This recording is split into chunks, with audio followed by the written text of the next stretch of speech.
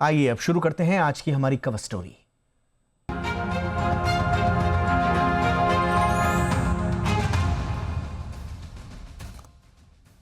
E20 petrol को लेकर फैले भ्रम से जनता तो परेशान है ही, सरकार लगातार सफाई पर सफाई दे रही है।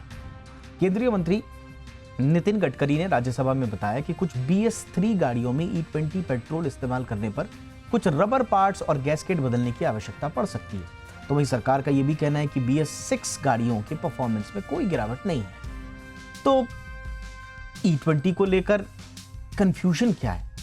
क्या उससे गाड़ियां खराब हो रही हैं या नहीं हो रही हैं? क्या कुछ पार्ट्स बदलने की आवश्यकता है या नहीं है? ये अभी तक इतना लंबा अरसा हो चुका है, लेकिन इस पर कोई स्पष्ट बात उभर कर सामने नहीं आ रही। हर जगह कंफ्यूजन है। सरकार की सफाइयों में भी कुछ विरोधाभास और कंफ्यूजन नजर आ रहे हैं। ऐसा क्यों है, आज हम इसी पर चर्चा करेंगे। छोटी सी रिपोर्ट देख लीजिए, उसके बाद हम इंडस्ट्री के तमाम बड़े विशेषज्ञों के साथ इस पर चर्चा करेंगे।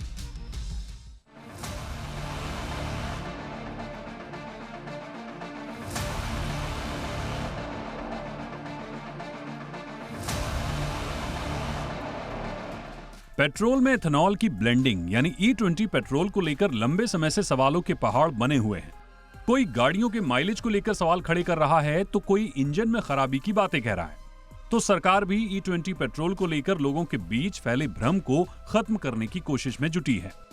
अब केंद्र सरकार ने संसद के उच्च सदन यानी राज्यसभा में बड़ा बयान दिया है। सरकार का कहना है कि E20 पेट्रोल से कार और बाइक, स्कूटी के इंजन में किसी तरह के बदलाव की जरूरत नहीं है। तो आखिरकार पेट्रोल में एथेनॉल की ब्लेंडिंग को लेकर इतना बवाल क्यों मचा हुआ है? यह सवाल अब भी बना हुआ है। तो चलिए जानते हैं कि केंद्र सरकार ने E20 पेट्रोल यानी पेट्रोल में 20% एथेनॉल ब्लेंडेड ईंधन पर क्या कहा है। केंद्रीय सड़क परिवहन और राजमार्ग मंत्री नितिन गडकरी ने राज्यसभा में बताया है कि ब्लेंडेड फ्यूल में BS6 गाड़ियों के परफॉर्मेंस में कोई बड़ा असर नहीं देखा गया है। सरकार ने स्पष्ट किया कि केवल BS3 श्रेणी के उन वाहनों में जिन्हें 1 अप्रैल 2005 के बाद लागू मानकों के तहत बनाया गया था और जिनका निर्माण 2016 से पहले हुआ था, सिर्फ उनमें कुछ रबर पार्ट्स और गैस्केट बदलने की जरूरत पड़ सकती है। सरकार का साफ कहना है कि E20 पेट्रोल से गाड़ियों में खराबी की कोई रिपोर्ट नहीं है और सोशल मीडिया पर जताई जा रही चिंताएं तथ्यहीन है। लेकिन सरकार की ओर से तमाम सफाई के बीच एक सच ये भी है कि दिल्ली NCR जैसे भारत के कई बड़े शहरों में हाल के महीनों में 100 ऑक्टेन प्रीमियम पेट्रोल की बिक्री 2 गुना से ज्यादा हो चुकी है। एथेनॉल ब्लेंडेड फ्यूल से गाड़ियों को संभावित नुकसान की बढ़ती चिंताओं के बीच इसकी डिमांड बढ़ी है। खासतौर पर जुलाई के महीने में इसमें तेजी देखी गई। हालांकि 100 ऑक्टेन प्रीमियम पेट्रोल की मांग अभी भी सीमित है और यह भारत की कुल पेट्रोल बिक्री का सिर्फ 0.1% है। इसकी कीमत समान पेट्रोल की तुलना में काफी ज्यादा है। यह फ्यूल सुपर प्रीमियम गाड़ियों के लिए है।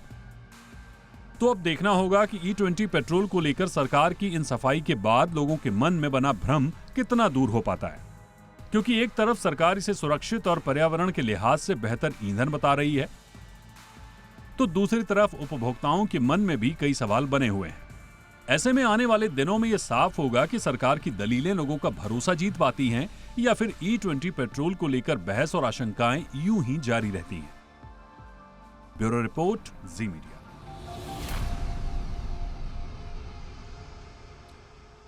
आइए स्वागत करते हैं आज के खास मेहमानों का। हमारे साथ जुड़ रहे हैं Avinash Verma, ethanol expert and public policy expert. बहुत बहुत स्वागत है वर्मा सर आपका हमारे शो पे।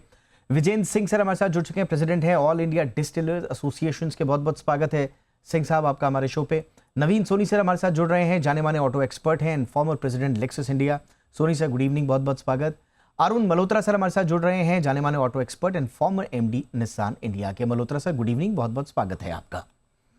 अविनाश सर, ये विरोधाभास क्यों?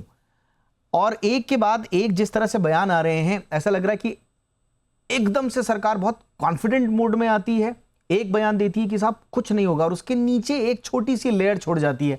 मगर किंतु अब ये राज्यसभा में जैसे मंत्री जी का बयान है कि भाई E20 पेट्रोल से कोई दिक्कत नहीं है, कोई ऐसी शिकायतें नहीं मिली है, लेकिन कुछ BS3 2005 से 2016 वाली गाड़ियों में E20 इस्तेमाल करने पर रबर पार्ट्स और गैस्केट बदलने पड़ सकते हैं।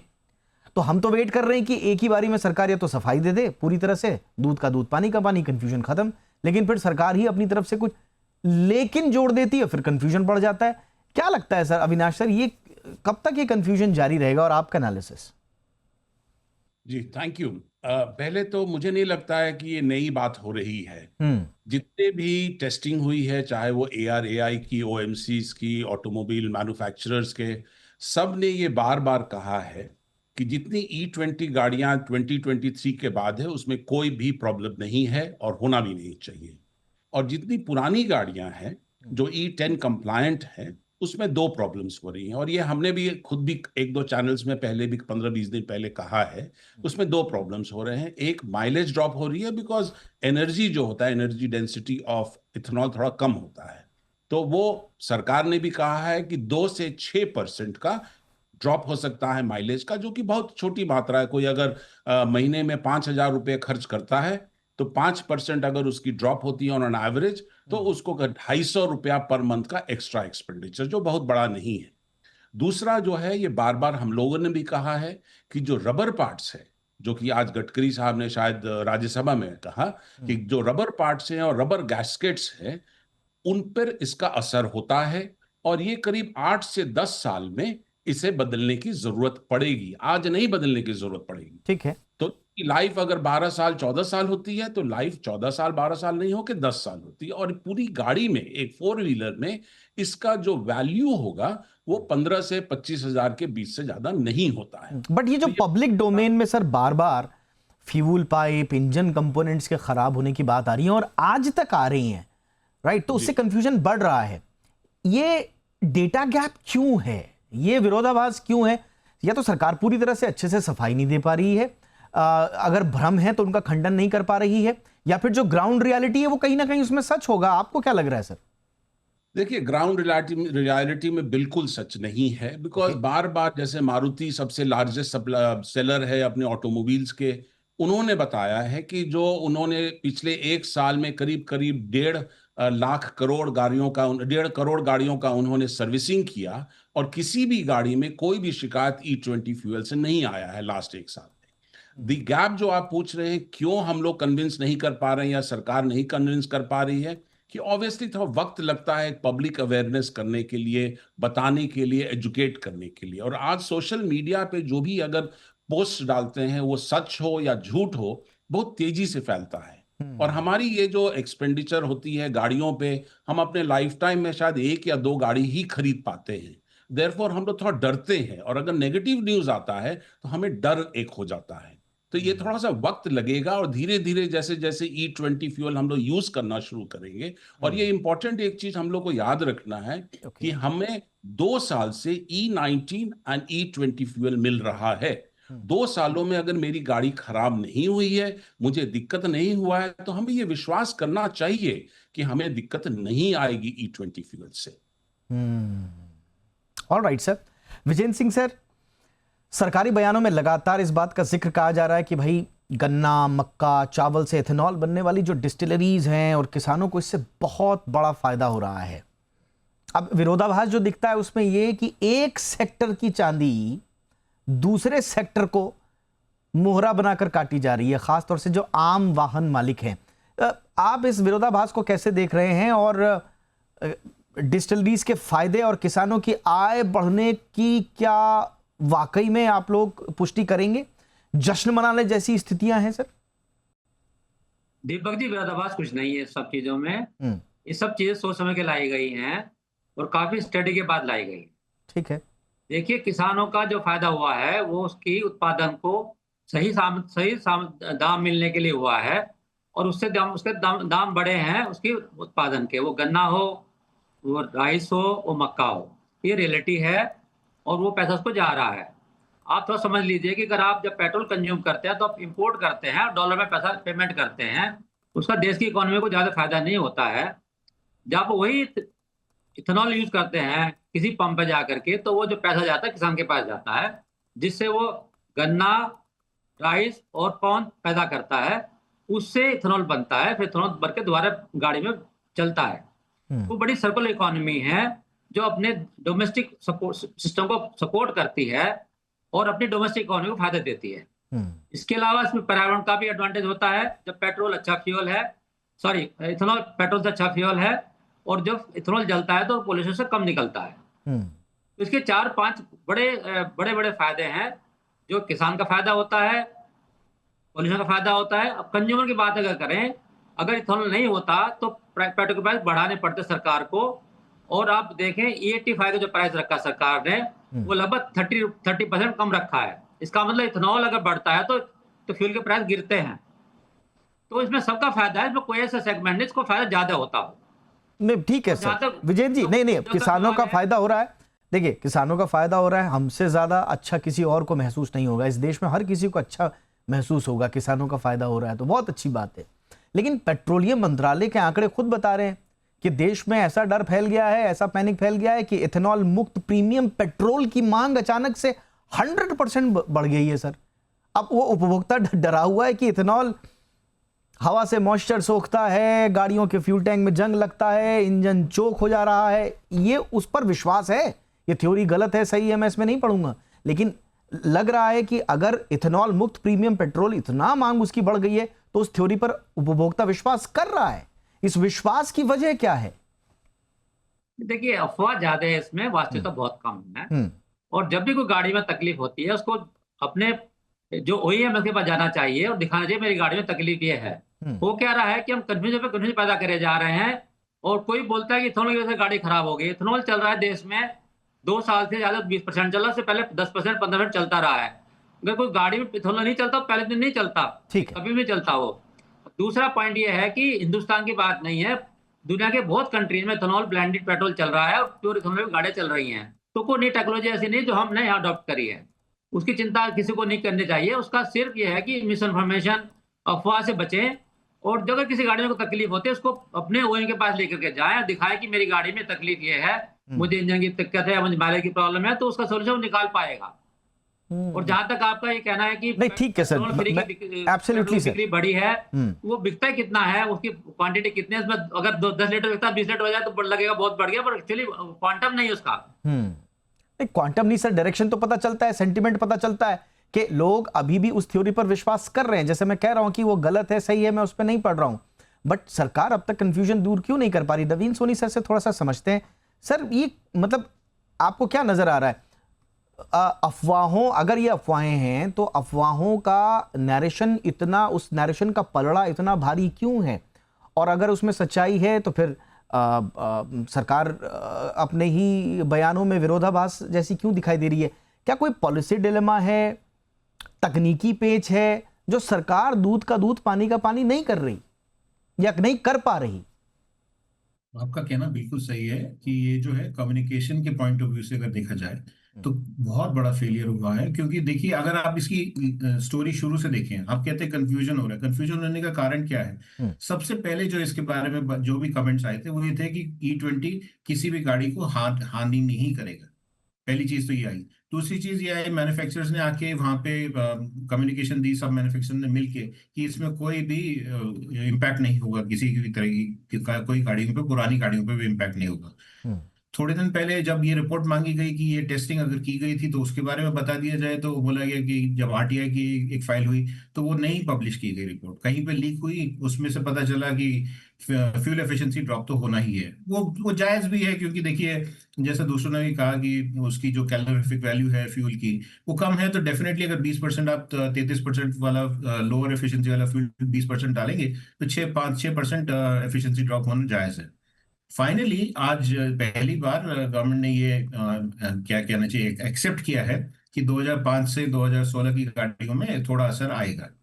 तो क्या है कि ये जो मूविंग स्टैंस होता है ना, जो जब ये कंटिन्यूसली चेंज होता रहता है तो कंफ्यूजन कस्टमर की तरफ से बढ़ता है कि क्या मेरे प्रेशर की वजह से ये थोड़ी थोड़ी खबर बता रहे हैं। अगर ये सब चीजें ट्रांसपेरेंटली खुले में शुरू में बता दी जाए तो फिर ये सब कंफ्यूजन होना आई थिंक मिनिमम हो सकता है। और उसकी वजह से ये आज ये स्थिति पैदा हुई है कि हर एक को ये डाउट होने लग गया है, और उसी वजह से कस्टमर अपनी ब्लेंडिंग करने लग गया है कि अगर मैं E20 फ्यूल भराता हूं तो मैं जाके 100% प्योर फ्यूल भी आधा भरा लेता हूं तो मेरा E10 अपने आप हो जाएगा।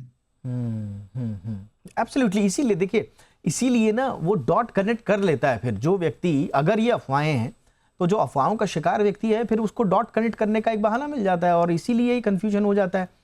कम्युनिकेशन का एक बहुत बड़ा इशू इसमें नजर आता है। यस अरुण सर, आप कैसे इसको एनालाइज कर रहे हैं सर? कहाँ कहाँ पे चूक हो रही है और क्यों स्थितियां साफ नहीं हो रही हैं सर? दो कारण है स्थिति साफ नहीं हो पा रही। एक तो जैसा नवीन सोनी जी ने कहा कि कम्युनिकेशन कहीं बेटर किया जा सकता था, अलाइनमेंट जो है स्टेक होल्डर्स का कहीं प्रोएक्टिवली किया जाता तो शायद बेहतर होता। लेकिन दूसरा मेरा मानना ये है कि जो हम E10 E20 इतना सिंपल प्रोसेस नहीं है। सरकार ने जब E10 से E15 किया, E15 से E20 किया, तो उसका वेरियस पार्ट्स ऑफ कंट्री में अलग अलग वक्त दिया है। तो एक फिक्स डेट नहीं, जैसे हम BS6 की व्हीकल कहते हैं कि 2020 अप्रैल से सब BS6 हो गया, तो इस तरह से जो रोल आउट हुआ तो वो कंसिस्टेंट नहीं, इसलिए डेटा बिल्कुल 100% प्रिसाइज, एक तरफ BS का मार्क चल रहा है, दूसरी तरफ एथेनॉल का चल रहा है, वो देना मुश्किल है। दूसरी बात यह है कि शंका है, अफवाहें हैं, लेकिन एक बात पे मैं विशेष ध्यान देना चाहूंगा। हमारे देश में जो 2 पहिया वाहन है, 2 व्हीलर वाहन है, उसकी संख्या पेट्रोल में पैसेंजर व्हीकल से 7 गुना ज्यादा है। और अगर मैं मीडिया में देखूं और सोशल मीडिया में देखूं और कमेंट्स में देखूं तो 95% इश्यूज कंप्लेंट्स पैसेंजर व्हीकल में सुनाई जा रही है। तो ये पॉसिबल नहीं है कि जो 7 गुना ज्यादा है वो क्यों नहीं, तो कहीं ना कहीं इस चीज को बढ़ा चढ़ा के बोला जा रहा है। इसमें दो कोई राय नहीं कि फ्यूल एफिशिएंसी गिरती है और खासकर BS व्हीकल में 5 से 6% गिरेगी। कुछ रबर पार्ट्स और गैस्केट वैसे भी बदले जाते हैं, लेकिन अब थोड़ा जल्दी बदलने पड़ेंगे। लेकिन ये कहना कि गाड़ी में डैमेजेस हो रहे हैं, करोजन हो रहा है, व्हीकल आ रही है, ये सही नहीं है। अगर ये होता तो BS6 पेज यानी E20 फ्यूल तो 2 साल पहले दिया जा रहा है, तो ये प्रॉब्लम्स पहले नजर आनी चाहिए। कोई 1 मई से 1 जून से खबरें नहीं आ सकती। तो कम्युनिकेशन कहीं ना कहीं बहुत बेटर हो सकता था, लेकिन अभी भी मेरा मानना है कि सरकार को जो कहना है वो एक स्वर में एक साथ कहे, पीसेस में ना कहे। जैसे ही पीसेस में कहते हैं एक नई शंका, एक नया बवाल शुरू हो जाता है। और देखिए ये किसी के हित में नहीं है, और अगर इस कंफ्यूजन से मतलब एक गाड़ी एक जगह पर अटकी हुई है, देश आगे नहीं बढ़ पा रहा है, E20 पर ही बहस चल रही है, अभी जंतर मंतर का आंदोलन हुआ, फिर सुन रहे हैं कि कोई नया आंदोलन खड़ा करने की बात, तो इससे जो टैक्स पेयर है, जो ईमानदार टैक्स पेयर है, उसके समय की संसाधनों की बर्बादी होती है। इसलिए एक तटस्थ जो नागरिक है ना, वो सफाई चाहता है। वो सफाई अगर नहीं दे पा रही है गवर्नमेंट, तो और होमवर्क कीजिए आप, या फिर आप विरोधाभास बयानी मत दीजिए। अविनाश जी, आपको क्या लगता है अब गवर्नमेंट की नीति क्या होनी चाहिए ताकि ठोस रूप में, स्पष्ट रूप में सफाई या कन्विंस करे पब्लिक को? अब आप ऐसे सोशल मीडिया नैरेटिव्स पे तो नहीं छोड़ सकते ना देश को। कन्विंस कीजिए आप, या फिर स्वीकार कीजिए अगर कुछ गड़बड़ है, सिंपल। ये देखिए, जहां तक स्वीकार करने की बात है कमजोरियों की, 2 ही कमजोरी है E20 फ्यूल में। वो एक जो माइलेज की कमी होती है करीब 5% ऑन एन एवरेज, और दूसरा है कि रबर पार्ट्स 8 से 10 साल में बदलने की जरूरत पड़ती है, और तीसरी कोई कमजोरी नहीं है। जहां तक सरकार की बात है, ऑब्वियसली थोड़े से डाउट्स हो गए हैं लोगों को, अब विश्वास आसानी से नहीं आ रहा है। आपको लगता है सर लाइन, जैसे आपने बोला, आपने बिल्कुल स्पष्टता कहा, भाई दो प्रॉब्लम है, इस बात को अब सरकार भी स्वीकार कर रही है। अब आप गवर्नमेंट से जुड़े हुए स्टेक होल्डर्स, अधिकारी साफ साफ कहते हैं E20 पेट्रोल से गाड़ियों में खराबी या इंजन फेल होने की कोई भी आधिकारिक शिकायत दर्ज नहीं हुई है। जब आप ये बोलते हैं तो लोग आश्वस्त हो जाते हैं कि साहब कुछ नहीं हुआ। फिर आप खुद ही कहते हैं, अच्छा सरकार खुद संसद में मान रही है कि उसने जो वाहन मालिकों की शिकायत, इंजन डैमेज या रिपेयरिंग कॉस्ट का कोई भी स्टेट वाइज डेटा कंपाइल नहीं किया है।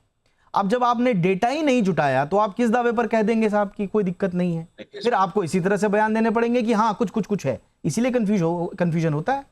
जहां तक इंजन डैमेज की बात है, मेरे ख्याल से एक भी ऐसा केस ऊपर नहीं निकल के आया है कि E20 के कारण कोई इंजन डैमेज है। नहीं तो केस नहीं सर, क्या कोई डेटा है? मतलब आपकी बात सही हो सकती है, लेकिन अगर आपसे पूछा जाए कि आप किस आधार पर कह रहे हैं, तो आप कहेंगे कि साहब हमारे पास शिकायत नहीं आई। आपके पास शिकायत नहीं है, लेकिन आपने क्या कोई डेटा जुटाया?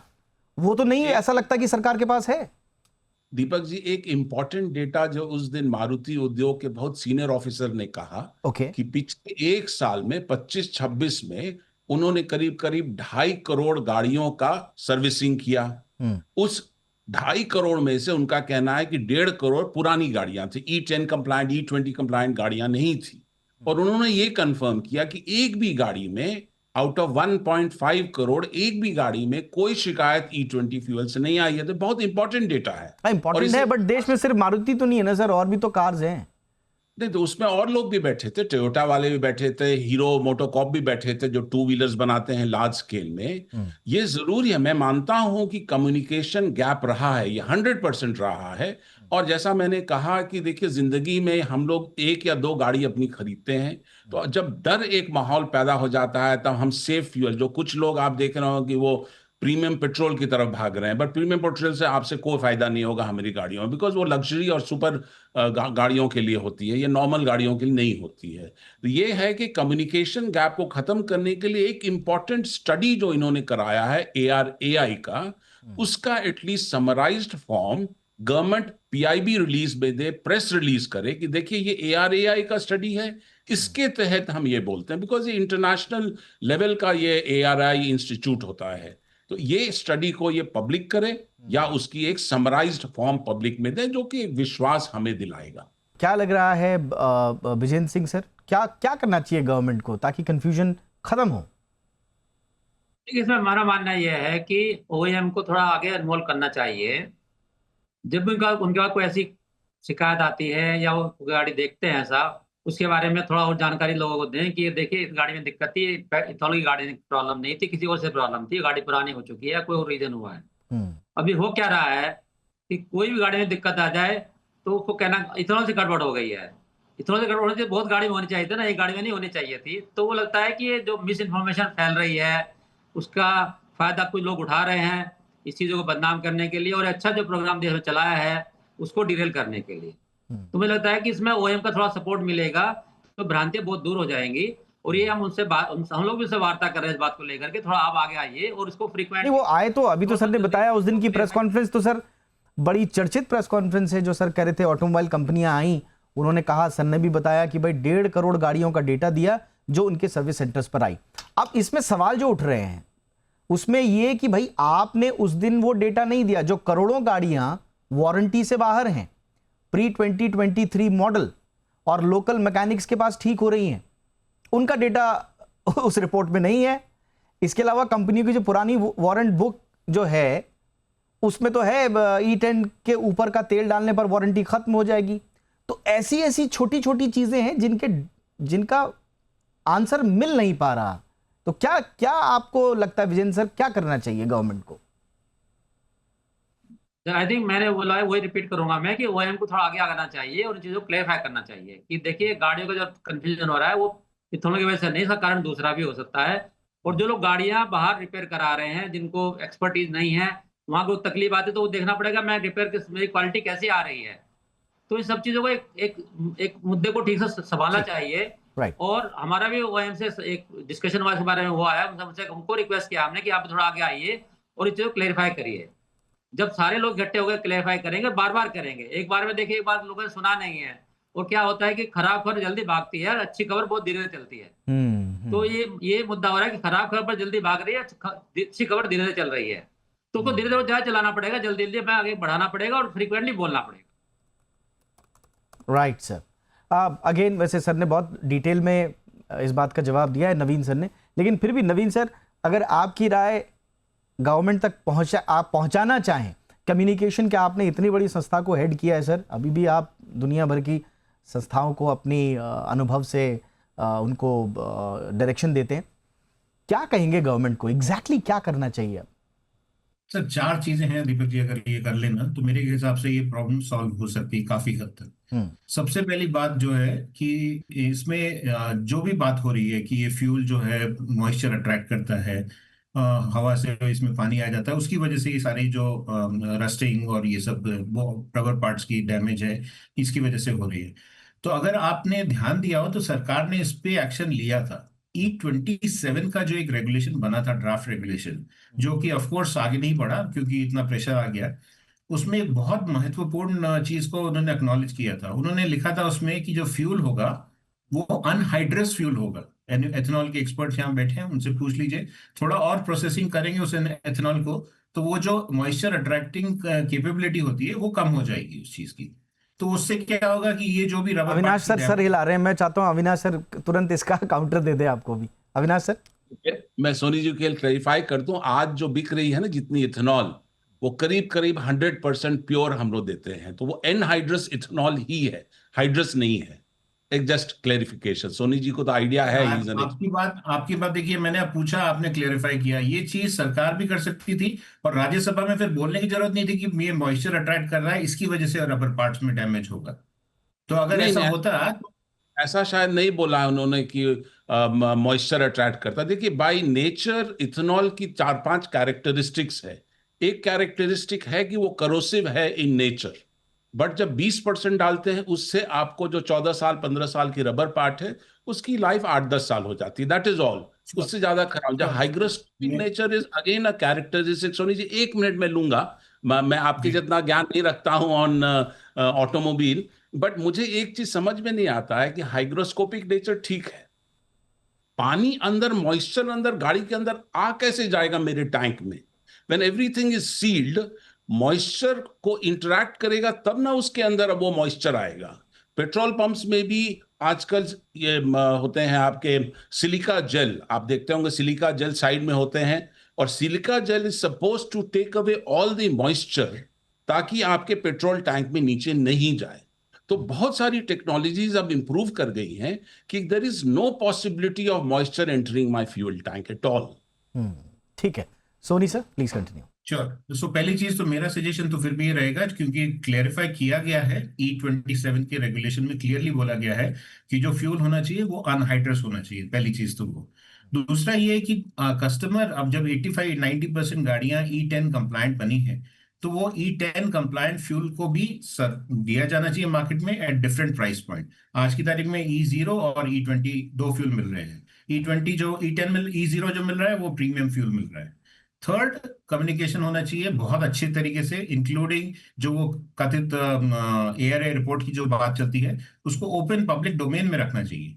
और इस तरीके की कोई भी फैक्ट्स अगर हो जिससे पता चले कि प्रॉब्लम कहाँ हो सकती है, किसानों को फायदा हो रहा है बहुत अच्छी बात है, एनवायरमेंट को फायदा हो रहा है बहुत अच्छी बात है, फ्यूल जो है नेशनल फॉरेन एक्सचेंज को फायदा हो रहा है बहुत अच्छी बात है, लेकिन कंज्यूमर के पॉइंट ऑफ व्यू से उसको क्या फायदा हो रहा है वो रखना चाहिए। एंड फाइनली, मैन्युफैक्चरर्स को E10 कंप्लायंट जो व्हीकल्स हैं उनको E20 अपग्रेड करने के लिए अगर किट्स देने हैं तो वो दे देनी चाहिए। ठीक है सर, तो ये आपने 5 तथ्य बताए जिनके जरिए एक उम्मीद बांधी जा सकती है, और उसमें साथ ही साथ अविनाश सर ने कुछ क्लैरिफाई भी किया है चीजों को। आपको क्या लगता है संक्षेप में अरुण सर, एक जो मुझे समझ में आ रहा है कि क्या गवर्नमेंट को डोंट डिनाई बट एक्नॉलेज, इसकी नीति अपनानी चाहिए कि भाई सब ठीक है कि जिद छोड़ दीजिए आप क्योंकि गाये बगाए आप मान रहे हैं कि भाई पुरानी गाड़ी में हो सकता है, तो क्यों ना उन्हीं पे हाईलाइट करें। सोशल मीडिया की चिंताओं को तथ्यहीन ना बताएं, अफवाह ना बताएं, कह दें कि भाई ये पुरानी गाड़ियां हैं, इन पर इनका असर होगा, इतना होगा, उसी पर फोकस करें, उसी के जरिए विज्ञापनों पर जाएं, कौन सी गाड़ियां हैं अप्रैल 2023 से पहले की हैं, ये रिस्क है, ये सावधानियां हैं। शायद जो बात सुनना चाह रहे हैं लोग उसी को ही एड्रेस कर दिया जाए, तो क्या मतलब ये एक वेग सा एक आइडिया है, इससे आप सहमत है या नहीं है सर? चैलेंज क्या है कि कस्टमर दो तरीके से देखें। पहले कस्टमर जो सोचता है कि मैं 2014 की गाड़ी, मेरी गाड़ी को क्या होगा, उसको ये नहीं बोला BS3 2010 से 17, तो कहीं ना कहीं कोशिश, अभी तक प्रॉब्लम क्या है, जो इंफॉर्मेशन दी जा रही है टुकड़ों में दी जा रही है। इसके लिए एक तरह का पूरा एक कम्युनिकेशन, एक अप्रोच होनी चाहिए कि भैया आप 2010 में ये शुरू किया गया, तो एक तो हो गया जो आपने शुरू किया फ्यूल का, दूसरा हो गया जो आपने शुरू किया अपने BS4 BS6 का, और तीसरी बात जो उभर के अब आएगी, मेरे ख्याल से अभी नहीं आई है, जो जरूर आएगी, कि लोग ये कह रहे हैं कि जब ट्रांसपोर्टेशन होता है या स्टोरेज में है वहां प्रॉब्लम वाटर सीप इन हो सकता है। तो एक पूरी एनालिसिस करके पूरा स्क्रिप्ट देना है, और उसके जो टफ क्वेश्चंस लोगों के हैं, जो चैलेंजिंग क्वेश्चंस हैं, उनको डायरेक्टली आंसर करना है, या छुपाए नहीं, बाद में जिन बातों को आपने स्वीकार करना है, छुपा नहीं रहे हैं, इंफॉर्मेशन सतर्क कर दे, पूरी एक ही तरीके से एक लाइन से जाए इंफॉर्मेशन, जिसमें फ्यूल की भी बात हो, BS4 BS6 की बात हो, करेक्ट, ये रबर पार्ट्स की बात हो, और स्टोरेज और कम्युनिकेशन, जो स्टोरेज अब व्हीकल का है, जो फ्यूल का है, और जो ट्रांसपोर्टेशन है, उसकी भी बात हो, क्योंकि ये नया मुद्दा अब ये उठने वाला है। करेक्ट, पूरे मुद्दे को करना है। जब तक ये नहीं करेंगे, और जितने डिफिकल्ट क्वेश्चंस हैं उनको डायरेक्टली लें और उनको अंडरस्टैंड करें कि भैया जो क्वेश्चन आप दीजिए, क्वेश्चन 100% कोई चीज परफेक्ट नहीं होती। 2 साल पहले हंगामा मचा हुआ था कि इलेक्ट्रिक व्हीकल्स के कारण आग लगती है। आज इलेक्ट्रिक व्हीकल्स में धूम मची हुई है, सेल में दुगनी हो रही है। तो ये क्या है, कुछ बहुत सारे फायदे हैं, कुछ प्रॉब्लम्स, कुछ चैलेंजेस हैं, और उससे को मानो तो मेरी जो मैं बात करता हूं उसकी क्रेडिबिलिटी कहीं बढ़ती है। ये आई थिंक कोशिश यही होनी चाहिए। बहुत अच्छा आपने बोला सर। हुआ क्या है कि एक क्राइसिस ऑफ टेक्नोलॉजी के नाम से ये सारा का सारा विवाद उठा, और गवर्नमेंट ने भी इसको as a crisis of technology स्वीकार करते हुए उस पर सफाइयां दे रही हैं। प्रॉब्लम क्राइसिस ऑफ ट्रस्ट का है शायद। अगर क्राइसिस ऑफ ट्रस्ट के हिसाब से अगर आप इसको हैंडल करें, चीजों को एड्रेस करें, आगे बढ़कर टफ क्वेश्चंस लें और फोकस करें, चीजों को गोलमोल बाद में स्वीकार होती है, आज थोड़ा सा नहीं, सीधा सतर्क कर दीजिए, भाई ये प्रॉब्लम है, सीधा सतर्क कर दीजिए, आप गाइड लेकर के आ जाइए, ज्यादा से ज्यादा कम्युनिकेशन में ज्यादा से ज्यादा टफ क्वेश्चंस लीजिए, शायद तभी बात निकल पाएगी। But thank you so much. ऐसा विषय है ये जिस पर कोई सिरा मिल नहीं रहा था। आप चारों ने एक समग्र रूप से एक दिशा दिखाने की कोशिश की है, इसके लिए बहुत बहुत शुक्रिया। Thank you so much Avinash sir, बहुत बहुत शुक्रिया Vijendra sir, Naveen sir, thank you so much Arun sir, समय निकालने के लिए।